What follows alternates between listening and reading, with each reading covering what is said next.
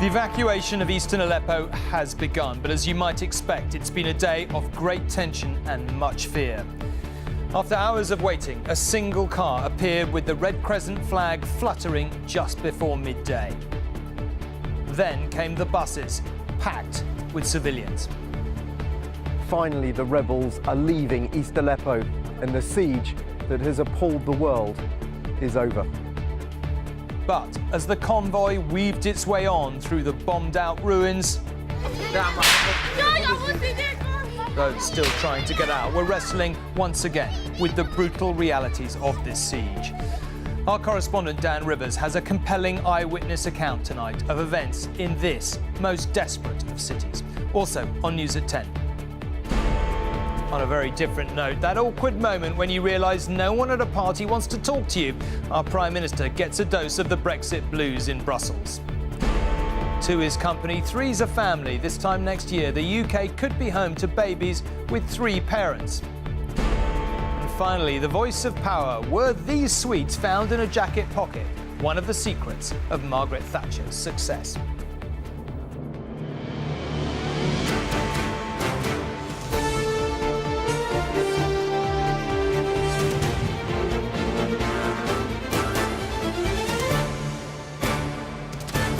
This is ITV News at 10 with Tom Bradby.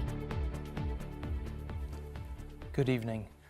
After 4 murderous years, the final hours of the siege of Aleppo were never going to follow a conventional pattern, and so it proved this morning. A cameraman working for ITV News filmed children who'd taken refuge in an ambulance, petrified by renewed gunfire.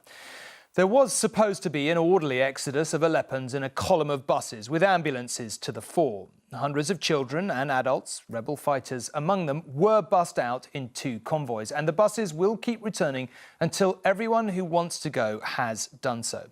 But they leave behind, of course, the ruins of their home city, which the UN said today had taken 4,000 years to build, but only 4 years to tear down. Our correspondent Dan Rivers joins us now. It has been one of the defining battles of the Syrian civil war. But tonight, the siege of Aleppo is over, and a tragedy that has appalled the world has finally come to an end. Even on the last day of the siege of Aleppo, the despicable violence against civilians didn't stop. The sun had barely risen when this ambulance was attacked. In the front, a man has been hit in the head.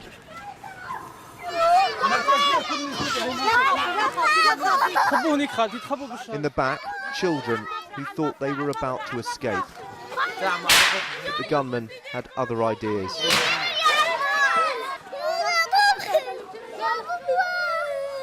The ambulance abandons its rescue, and still the sniper tries to pick them off. We don't know who was shooting, but you can see the effect.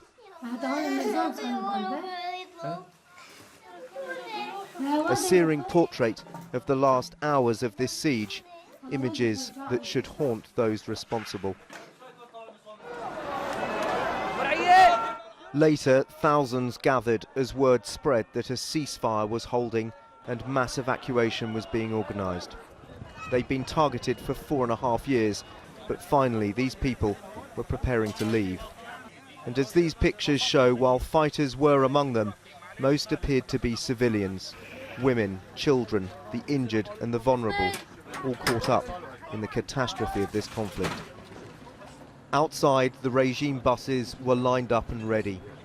A solitary vehicle carrying a Red Crescent flag emerged from rebel lines. Terms agreed, it was time to end the suffering. The buses threaded their way through the debris to start the evacuation. For 2.5 hours we waited and watched, as did the world, hoping this would not collapse into more fighting as it did yesterday. But smoke billowing from fires set by rebels hinted at a scorched earth policy to deny the regime the use of anything they were leaving behind. It's hard to imagine there was much left to burn. The call to prayer cut through the silence as a tense city held its breath and hoped for peace. Then, the first sign, flashing lights, a convoy of ambulances and buses emerging onto Aleppo's ring road. Well, this is the moment the world has been waiting for. The civilians are leaving their enclave, an ignominious defeat for the rebels. But finally, the battle for Aleppo is over. The occupants of the buses came almost face to face with the men who'd sought to kill them, but they were allowed to leave unhindered. And it didn't take long for President Assad's supporters to start their celebrations. I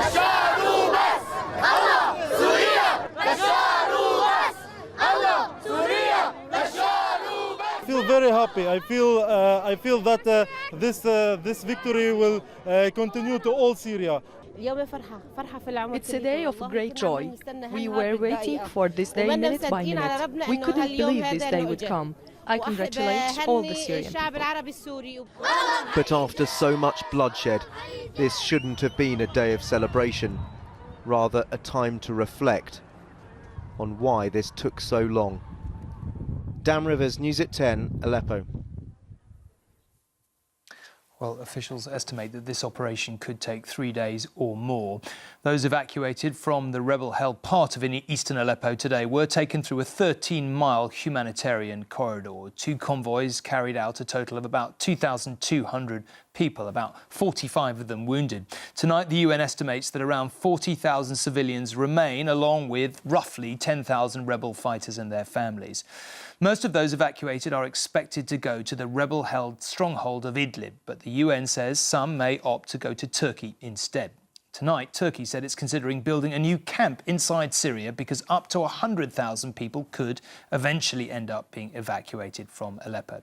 But for those still in the city tonight, the question is, do you risk getting on one of those convoys? And if you do, will you actually make it to the other end? Zahir al-Shimali, for example, who I spoke to a short time ago, is a journalist. He tried to leave today, but he couldn't. I asked him how that felt.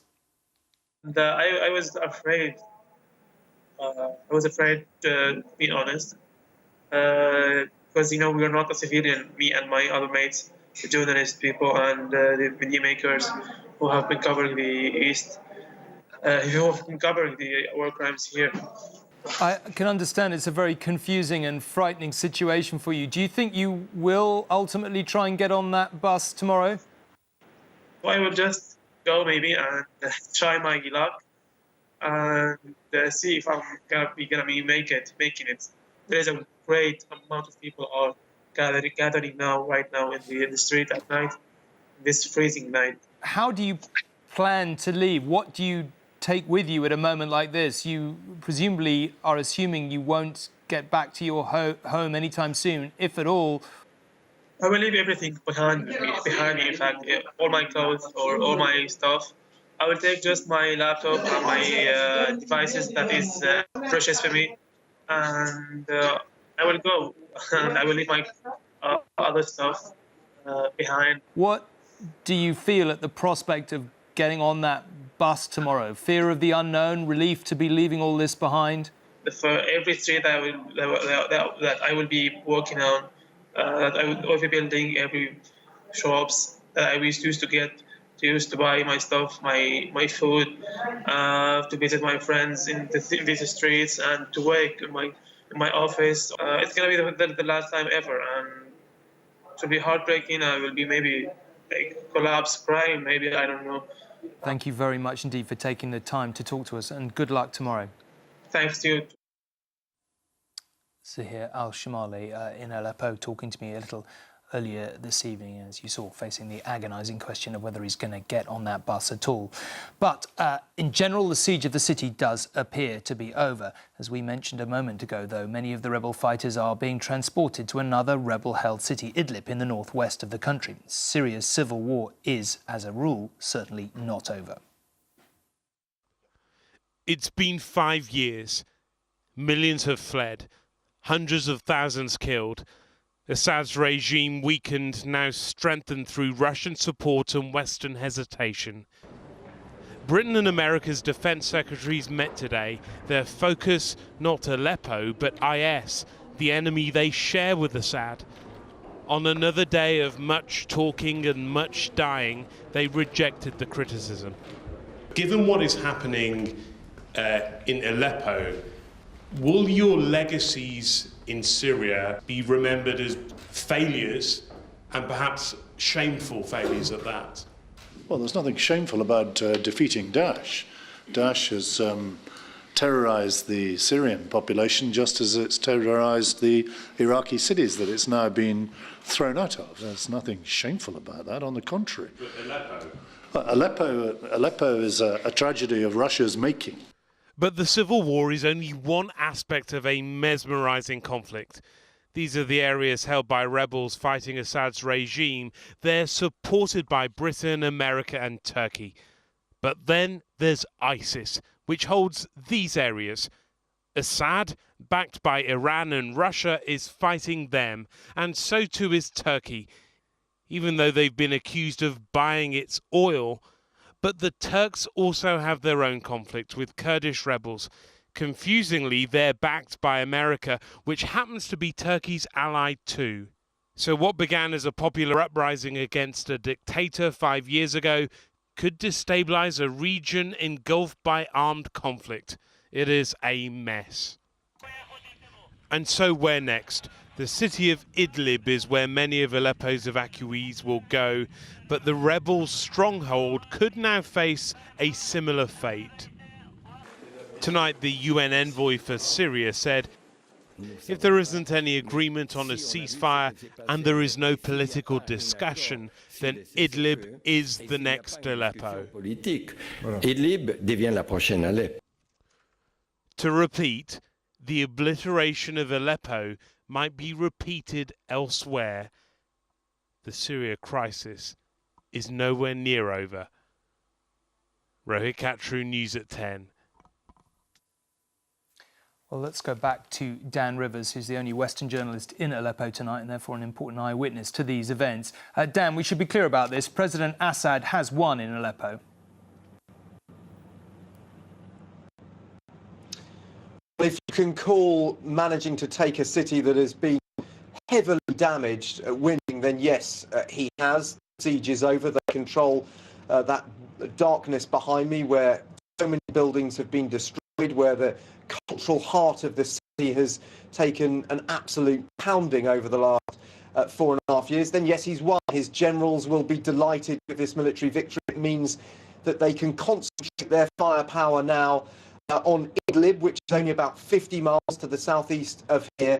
But make no mistake, the war isn't over, as we were just hearing there. President Assad himself didn't waste any time with getting that message out on video today, slightly bizarrely painting this as a historical watershed akin to the birth of Christ. يرسل الآن أكبر من كلمة مبروك. الكل عم يبارك للكل، وكل مواقع التواصل الاجتماعي تعبر عن كلمة مبروك. لا أريد أن أكرر هذه الكلمة. أردت أن أؤكد على أن ما يحصل اليوم هو كتاب التاريخ يكتبه كل مواطن سوري. لم تبدأ كتابته اليوم، بدأت من حوالي 6 سنوات عندما بدأت الأزمة والحرب على سوريا. Well, Dan, as you say, very odd. But where do you think the end of this siege leaves the war more generally? I mean, it's far from over. You've still got Islamic State running rampant to the east of this country. They've retaken Palmyra with those world-famous ruins once again that they so heavily destroyed before. You've got Turkey that is moved into part of the north of the country. Russia is still here with its air power. It is a complete mess still. There are still quite significant chunks of rebel-held territory, both in Idlib and north of Homs and around Hama as well. It does mean, though, for President Assad and his generals, that they do now control every major urban centre, every major city they can claim to have control of. That's a big psychological boost for him and his forces. They are battered, though, after more than 5 years, coming up to 6 years of conflict, and they are relying so heavily on those allies like Iran and Russia to try and see them through, somehow try and retake the rest of the country. OK, Dan, do take care of yourself and speak soon, but thank you for now. And apologies for the quality of the picture there. Obviously, Aleppo, very difficult to get a steady connection with. Now, the situation in Syria was, not surprisingly, discussed at the last EU Leaders Summit of the year in Brussels. But this evening, all the leaders bar one have just had dinner together to discuss Brexit. No prizes for guessing which leader was not invited to that particular gathering. Ours. Mrs May is already on her way home, and if the pictures of the conference are anything to go by, she may have been in quite a hurry to get away. Theresa May walked into the European Council chamber alone today, and after a brief chat with the Czech delegation, was left on her own again, looking a bit like an awkward guest at a party. In fact, Britain is no longer invited to all the parties here now. Tonight, the other 27 leaders are meeting without Mrs May in order to talk about Brexit. Not that she minds. I welcome the fact that the other leaders will be meeting to discuss Brexit tonight, as we are going to invoke Article 50, trigger the negotiations by the end of March next year. It's right that the other leaders prepare for those negotiations as we have been preparing. We will be leaving the EU. We want that to be as smooth and an orderly process as possible. Travelling in the car alongside Mrs May this morning was Britain's EU ambassador, Sir Ivan Rogers. He says some EU nations think a final deal will take 10 years. British ministers have talked about getting it wrapped up in 2. Today, the Swedish Prime Minister told me that would be difficult. Could a trade deal be done with Britain within 2 years, or will it take longer? I'm not sure. We have to try to stick to the timetable, yes. But of course, not only trade deal, the whole Brexit negotiations will be so very complex. For European leaders, the priority is agreeing the terms of Brexit and not the subsequent trading arrangements. And they know Mrs May is not in a strong position to disagree. I understand how difficult it will be for her to negotiate because, of course, she will be negotiating practically against 27. But having in mind that Britain is important from economic and security point of view. So Mrs May does still have some cards to play at the European table. But tonight, the other 27 are meeting without Britain in order to talk about Britain. In a few months, the Brexit process proper will start, and it looks increasingly unlikely that a long-term trade deal will be possible before the UK is shut out of the EU for good. And Carl joins us now. So, Carl, what have you been able to glean tonight on how the Europeans see this playing out? Well, they don't clearly think there's too much substance to talk about because their Brexit meeting, the meeting of the 27 without the UK, wrapped up here after just half an hour. But what they are telling me is that they think some sort of transitional deal will have to be put in place. I spoke to one EU official today who said that Britain has been far too late to wake up to this, that they've been in denial, in fact worse than in denial, on the scale of work that will have to be done to put a final deal into place. In other words, they think there will have to be talks on Brexit, then there'll have to be a transitional deal, and only then can we move to a full long-term trade deal. Now, some British ministers, notably the Chancellor and the Brexit Secretary, David Davis, have been talking about this in recent days with varying degrees of enthusiasm, but the Europeans think that this will absolutely have to happen, and of course they can insist on it. They can insist that there has to be quite a bit of progress on the other bits before they even talk about a long-term deal, putting Britain in a sticky situation. Carl, a transitional deal, the subject of hours more debate, but for now, thank you very much indeed.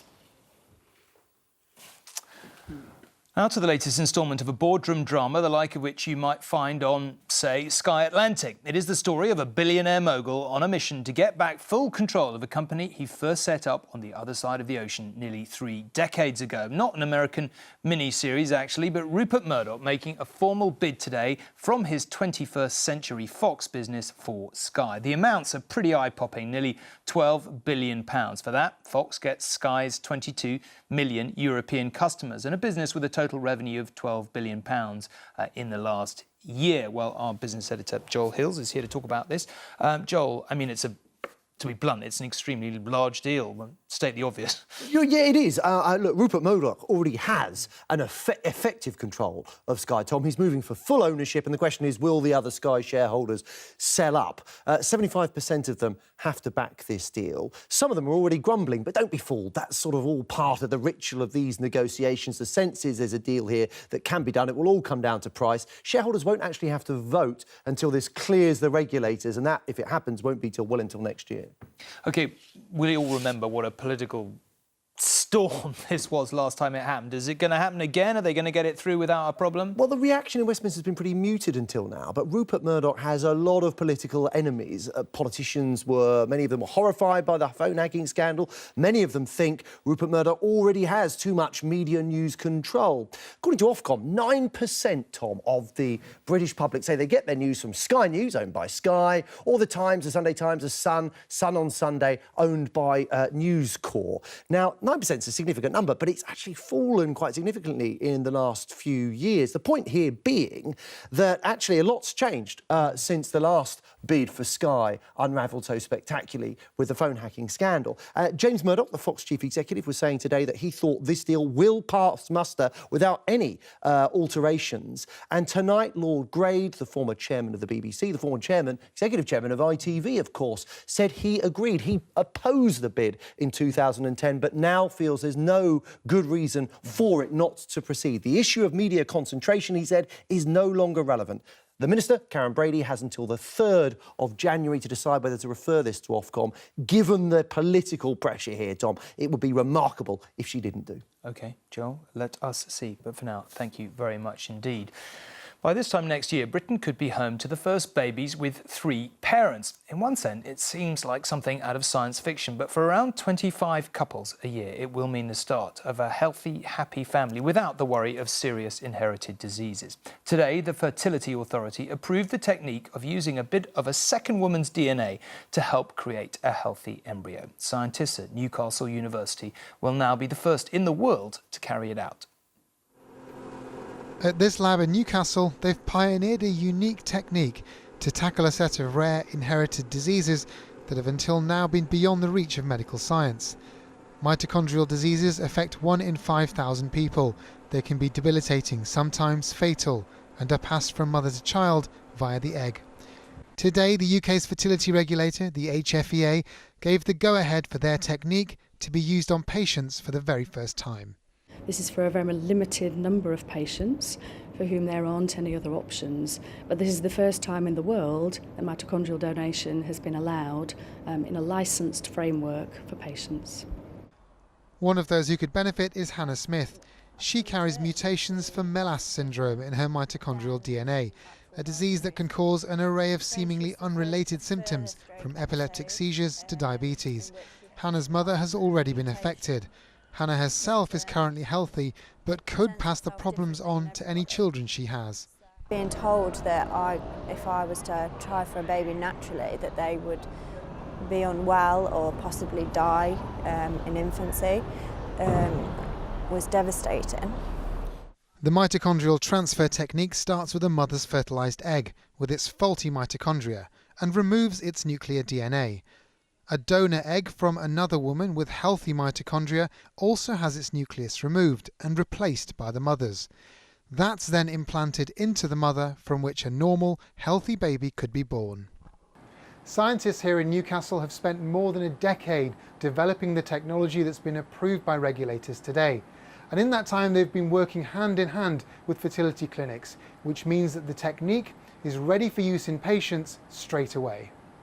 Doctors who want to use the new technique will need approval from the HFEA for each individual patient they want to treat. They can greatly reduce the risk of disease to their children, but still have a child who's genetically related to them. And I think it's not just for people who are having their own children now, but it's more for women who feel that their daughters won't transmit the disease to their children. The notion that they can break that cycle, I think, is really quite profound. The Newcastle team is ready to make its first applications and hopes to treat up to 25 women a year with NHS funding. Alok Jha, News at 10, Newcastle. The case of Marine A, who shot dead a seriously wounded Taliban fighter in Afghanistan, raised all sorts of issues about battlefield conduct and the possible part played by stress. That Marine, Sergeant Alexander Blackman, has spent more than 3 years in jail for murder. Tomorrow is D-Day in the campaign to get him released. He could be freed on bail as a result of new evidence that he should have been convicted of manslaughter, not murder, because of mental exhaustion. Sergeant Alexander Blackman has already spent 3 Christmases in prison. Tomorrow, judges start a process that could see him home within days. His wife Claire says the signs are optimistic, but she's scared to hope. I sort of daren't think about it. I mean, it would be absolutely fantastic, and in a sense it doesn't matter that it's Christmas, because whatever day of the week it would still be fantastic, but fingers crossed. Alexander Blackman was better known as Marine A during a controversial court-martial that ended with him sentenced to life imprisonment for murdering an enemy prisoner.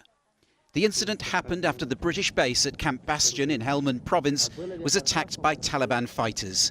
Helmet cameras recorded the conversation between Sergeant Blackman and other Royal Marines after he shot and killed a badly wounded Taliban.